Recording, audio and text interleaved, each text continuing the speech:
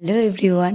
তো চলো জামাই ষষ্ঠী সবার কেমন কাটলো, তো আমাদের কেমন কাটলো সেটাই তোমাদের সাথে আজকে শেয়ার করব। আমি কিন্তু সেজে নিয়েছি অন্যরকম একটু লুকে, আর তারপরেই কিন্তু আমার সোনা মা মানে মাম্মাম ও কিন্তু রেডি হয়ে গেছে। তো জামাই ষষ্ঠী বলে কথা, একটু তো অন্যরকম সাজতেই হয়।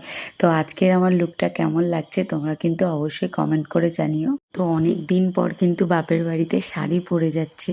তো তারপর দেখো তোমাদের দাদাভাইও রেডি হয়ে গেছে আর আমিও রেডি হয়ে গেছি। এবার কিন্তু আমরা বেরিয়ে পড়বো। তখন বাজে ঘড়ির কাঁটায় 11:30। মাম্মা মামার আগে আর কি রেডি ওর বাবার গাড়িতে ওঠার জন্য, মানে ও কোথাও ঘুরতে গেলে হলো, মানে ও সবার আগেই থাকে। তো দেখো এই যে বেরিয়ে গেছি আমরা তিনজন। এবার জামাই ষষ্ঠী বলে কথা, মিষ্টি তো নিতেই হবে। তো দেখো মিষ্টির দোকানে চলে এসেছি আর সব মিষ্টি কিন্তু প্রায় ফাঁকা, এত ভিড় ছিল। আর তার সাথেই কিন্তু নিয়ে নিয়েছিলাম কোল্ড ড্রিঙ্কস। তো রসমালাই নিয়েছিলাম, মিষ্টি নিয়েছিলাম, আর কিন্তু নিয়েছিলাম থামস আপ। বাড়িতে চলে এসেছি আর মাও নিতে চলে এসছে। তো এবার বাড়িতে এসে দেখি বোন এসে গেছে। ও দত্তপুকুর থেকে বাড়িতে চলে এসছে আর আমি হাবড়া থেকে যেতে আমার সব সময় দেরি হয়।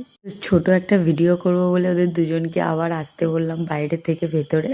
এদিকে দেখো বোন কিন্তু এক মালসা দই, তারপর মিষ্টি, আম, কাঁঠাল, আমিও আম নিয়ে গেছিলাম। তো তারপর দেখো এই যে জামাই বরণ কিন্তু শুরু হয়ে গেছে। এটা কিন্তু ষষ্ঠীতে একটা স্পেশালি ভাবে বরণ করা হয় জামাইদের। আর এই যে দই মিষ্টি কলা এগুলো দিয়ে চিড়ে দিয়ে খেতে হয়। তোমাদের জামাইরা কি এগুলো খায়? আমাদের জামাইরা কিন্তু এগুলো একদমই পছন্দ করেন, কিন্তু আজকের দিনে একটু হলেও খেতে হয়। তারপর দেখো বাবা বাজার করে নিয়ে এসছে বড় বড় কাতলা মাছের পেটি আর কিন্তু খাসির মাংস।